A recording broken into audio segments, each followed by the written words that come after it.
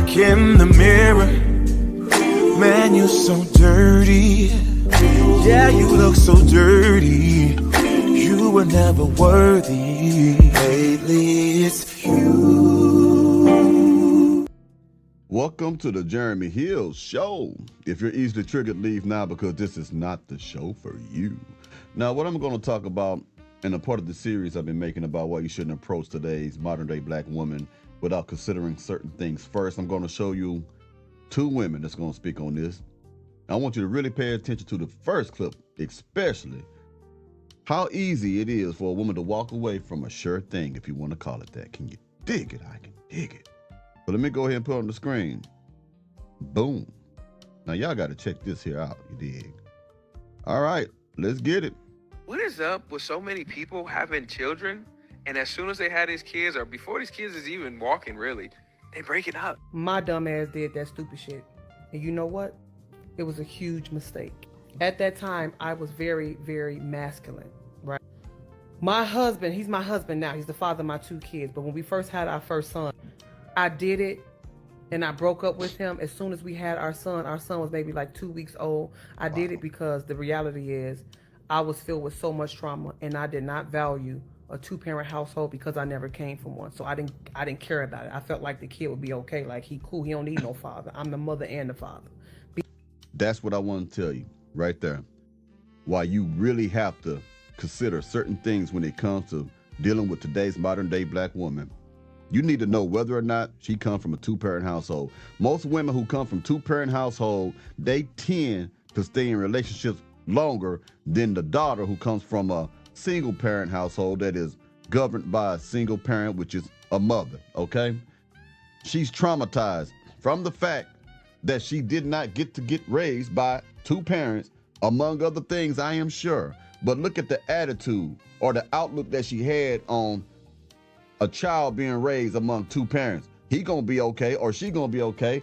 That child don't need the father. The child can just keep me in his life. I'm the father, I'm the mother. All this pride, this ego, all this stupid shit. This is why you really have to evaluate and vet these women. Find out about their background. Find out how their relationships are with the family and all this other shit, man. Or if not, you're going to be like this woman right here, or you're going to date a woman like this who gave birth to your child, and like 2 or 4 weeks later, she said, I'm through with you. I'm going to go do what I want to do because I'm a man too. I'm a masculine woman. I'm a musty back heifer. Yeah. Now let's keep going. Can you dig it? I value a two-parent household because I never came from one. So I didn't care about it. I felt like the kid would be okay. Like, he cool. He don't need no father. I'm the mother and the father. Being extra as hell, right? I was prepared to do everything on my own. And once you have that baby, not to mention that was both of our first babies together. So I had no idea what postpartum was. He had no idea how to deal with a woman that was going through postpartum, that was emotionally unstable and all over the place.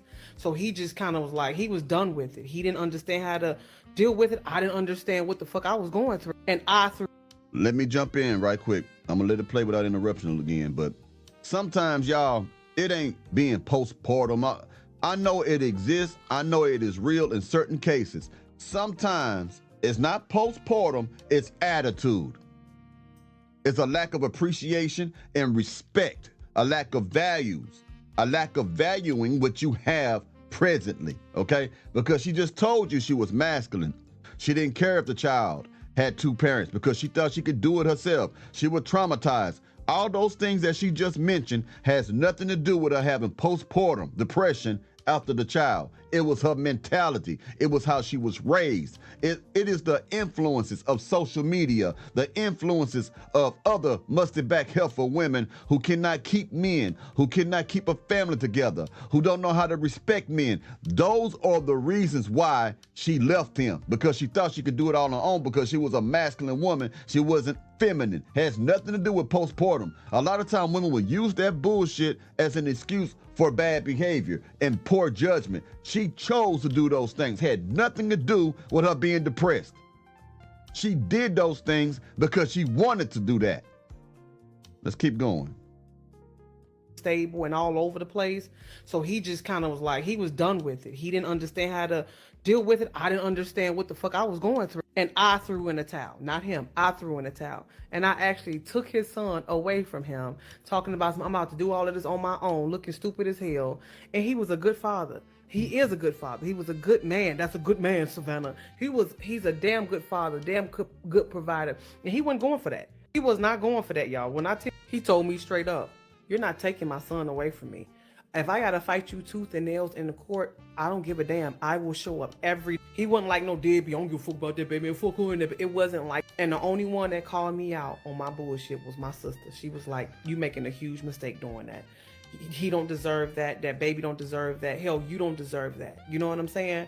She was the only one that told me, "Sis, go back and figure it." And with time, you learn each other, you mature, you understand the importance of respect, you understand the importance of love and bringing a child up in a healthy 2-parent house. And last but not least, you might not be compatible.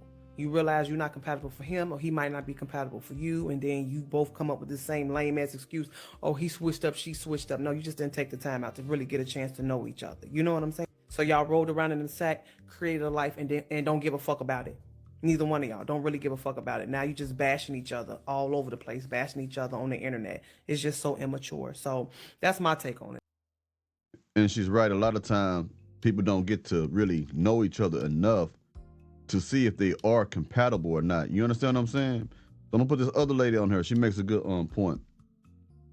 I like when I find some women that have common sense because they actually was raised right, or they have some good common sense, or they have went through something and that experience have taught them something, and they have the good heart enough, you want to call it a good heart, to where they say, hey, I don't want other black women and black men to go through this, so let me share my experience. I like those type of TikToks. I don't like the TikTok where they say, hey, I just had a baby 4 weeks ago and now I'm pregnant again.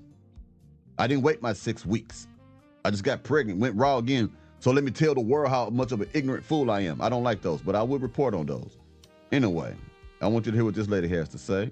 Let me get to her. All right, let's get it. A girl posted a video about how we are in a single epidemic, like an overwhelmingly large amount of people who are single, yet everyone seems to be looking for love. And I'd like to add my 2 cents as to why I think that is. I think it's 3 main things. I think 1,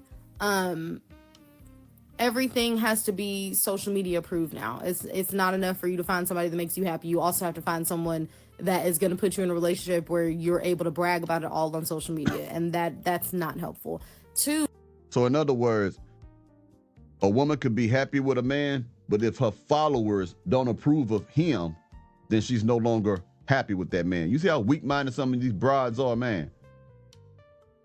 The idea that there is going to be this perfect person who completely understands you upon meeting them, and you won't have to communicate the way that you want to be treated, and you won't have to have these tough conversations, and everything will just work out perfectly.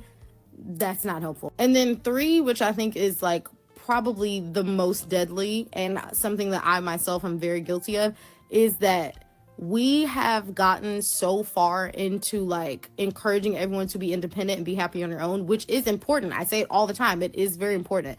But I think that we're kind of in a point where we've overcorrected. Like, you keep seeing this rhetoric of like, oh, you don't owe people this, you don't owe people that, like, you don't have to put up with that.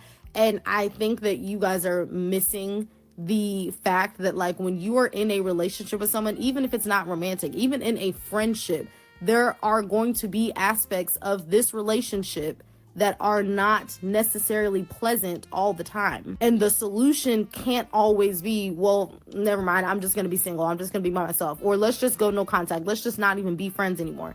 That's not the solution. Everything cannot be solved by, oh, I'll just be by myself and let's just not do this anymore. That's not how you stay in a relationship. Yes, you do need to be independent. Yes, you need to get to a place where you are happy on your own. But if you want to be in a relationship, it is going to come with tough decisions, and decisions that will come where you could make the choice to say, I'm just going to be single, let's just not try anymore.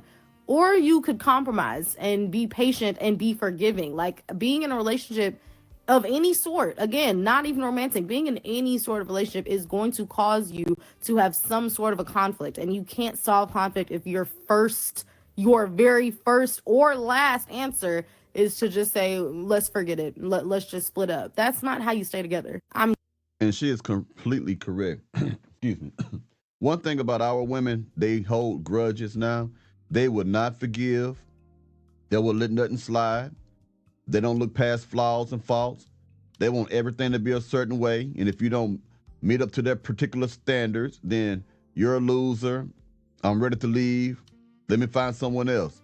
That type of mentality keeps these women single. That type of mentality makes it where they are always in a string of multiple relationships, but those relationships don't work. Even though some of those relationships may last longer than the previous ones that they've been into, it always had the same result to where it failed. You get what I'm saying? So she's speaking some real truth on that right there. Let's get it.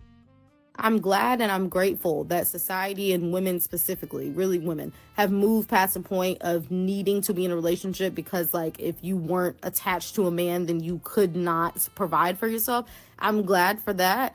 But the reason why your grandparents and all them stayed together was because they had to stay together and they didn't have any choice. And that is a bullshit lie. Why do y'all always make it seem like our grandmothers was in slavery or bondage? They wanted to be in those relationships. Before you start saying shit like, well, the men was, because this is what they always love to say. They like to say the women of that time was always getting beat by the men that they were with. That all the men was always cheating. Every last one of the black men. That is a lie. That's a small percentage of men that was beating on their women and doing the things that they accused those men of doing. And believe it or not, there were women who was trying to get away from the men and trying to do divorces or just separate from that man. You don't ever talk about that. A lot of those women love being with those men.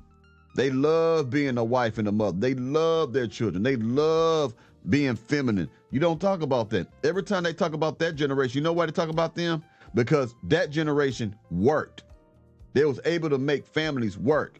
So they have to nitpick and find a reason and lie and create a delusion as to why it worked, because they can't do the same things.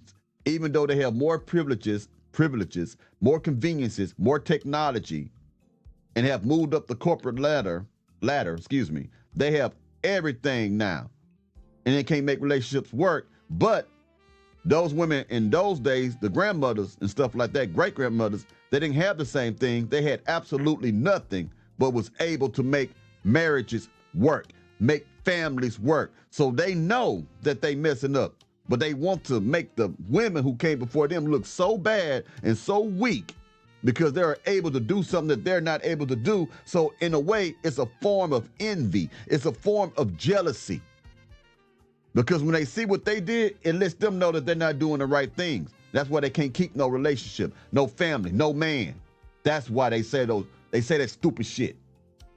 Let's keep going.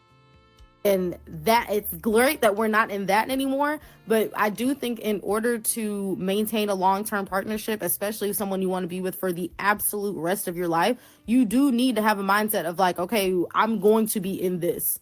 Like, leaving actually is not an option. Like, I'm going to stay and I'm going to make this relationship the best that I can make it because that's what I committed to. That's what I decided to do. And leaving and being by myself is not an option. That's enough of that.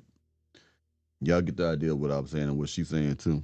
But yeah, y'all let me know what y'all think about this episode, man. Appreciate all the support and love out there and the moderators and all that good stuff. I'll be hollering at y'all pretty soon. Can you dig it? Y'all take it easy now.